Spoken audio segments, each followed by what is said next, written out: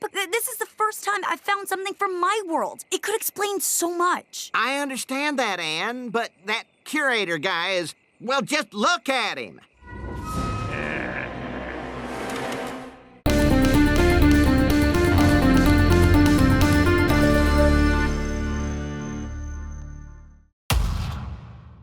Well, welcome back yet again, Amphibia fans, into another analysis video. And it's one that I wasn't expecting to talk on at all. That is, until I witnessed the episode at first hand. It would practically be a sinful act on its own if I, of all people, were to skip over this episode.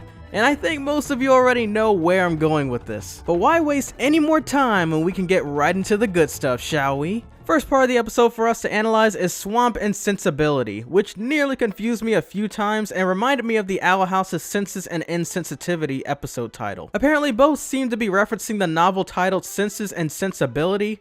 Thank you, Wikia, cause I just knew those titles weren't a coincidence after all. Anyhow, part A begins with Bessie's rope snapping off, rendering the ability to be able to control her useless, as she even soon begins to wrestle with sheep flies playfully. And seriously, this world better be some kind of toxic experimentation gone wrong. The creature abominations in this dimension are just out there. They decide to stop at a local town called Riveting, to which Hop Pop describes to be the wealthiest, most expensive part of Amphibia. And once actually getting there, not only do they discover that Hop Pop truly wasn't exaggerating, but also find out about Wally's secret life. Turns out Wally's legal name is William Riveting and is the son of a well-known ribbon distribution business across Amphibia. It's odd how next to no one figured out Wally was the literal son of a filthy rich business owner. But I guess since they don't exactly have internet or simple ways of contacting one another about news, maybe people weren't even aware of the fact that Wigbert had children of his own. And as for Wally, he actually hates being wealthy and the expectations of him having to live up to his family's legacy. When ironically enough, it's hilarious how he's practically a laughingstock back in Wartwood for his goofy behavior, yet he probably could buy out the entire city if he ever felt like it. The reasoning behind why Wally behaves the way he does is merely because it's not the real him. I mean, the dude's family are so high class that they can be seen possessing similar foods to the Toads when hosting Anne a private party with Sasha. But back to the episode itself, during dinner, Anne gets the bright idea of gathering an entire compilation of clips displaying Wally's real self, with one of the clips including a duck floating in a water spring wearing Donald Duck's signature hat. So yeah, I see what you did there, Disney, with that reference. But after showing how Wally really is back at Wartwood in front of the Rivetings, his family immediately disowns him despite it being the exact opposite of the result Anne was expecting from watching fictional fantasy dream films. I'm sure it's not the exact same film it was referencing, but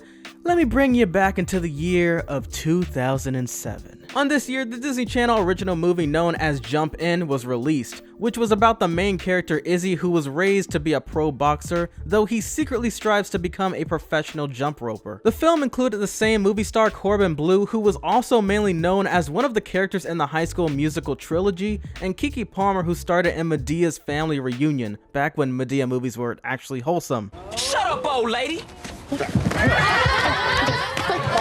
But anyways, Jump In wasn't completely similar, with the message of getting out that as long as you express yourself, no one will ever judge you and all will be fine, because it actually does include that there will be some disowning that will occur.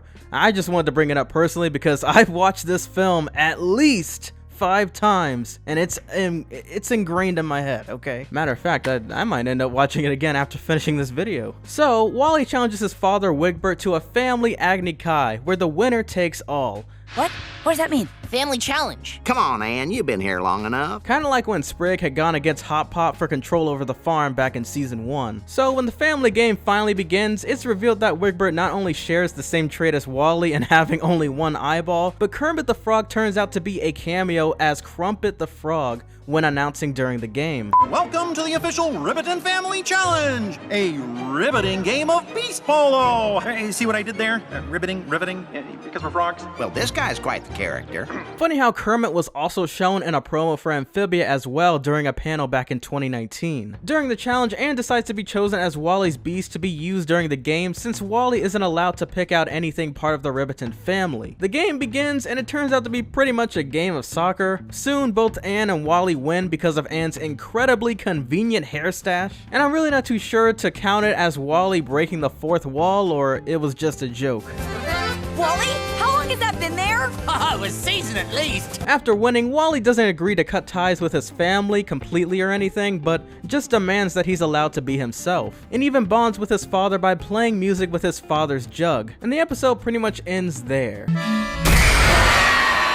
And, well, ladies and gents, since I'm about a couple weeks behind, you probably already know what's coming. Welcome to the episode talked about before even its initial release, Wax Museum. The gang run into another town and stumble across an oddities museum called Curiosity Hut after getting money for showing off just how Anne is compared to the common folk of this dimension. And yes, the oddities museum is pretty much basically the Mystery Shack, with everything in sight being a mixture of fake and real attractions presented. We also got Bill Cipher symbols spaced around, question mark shirts shown, the museum including Fromes instead of the gnomes, and proof is Schmebulok quoting himself in a part of this episode.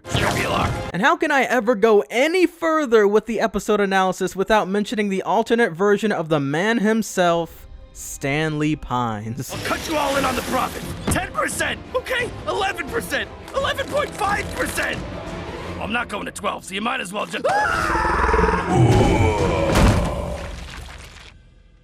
Calm down, everyone. It's just wax. Same voice, same comedic spirit, and having the same trustworthy employee Seuss, with his eerily on-point phrases. Say, Mr. Pons, do you ever get the feeling that we exist simultaneously in multiple parallel universes, completely unaware of the other's very existence?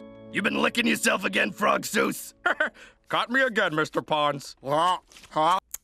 I still don't trust you, Seuss. The two versions of Stanley are so similar to one another that they even share the same disappearing gag. Also, there was totally a Wax episode in season 1 of Gravity Falls. But back to the episode at hand, Anne eventually discovers a skip man, which I'm sure is a direct reference to the Sony Walkmans and classic portable CD players. It's also possible that the name itself, called Skip Man, could be a joke about just how much those pieces of craps used to skip, because I personally had several, and boy did those things used to skip. It's literally so terrible that I honestly allow music playlists to be an exception when crossing over to digital.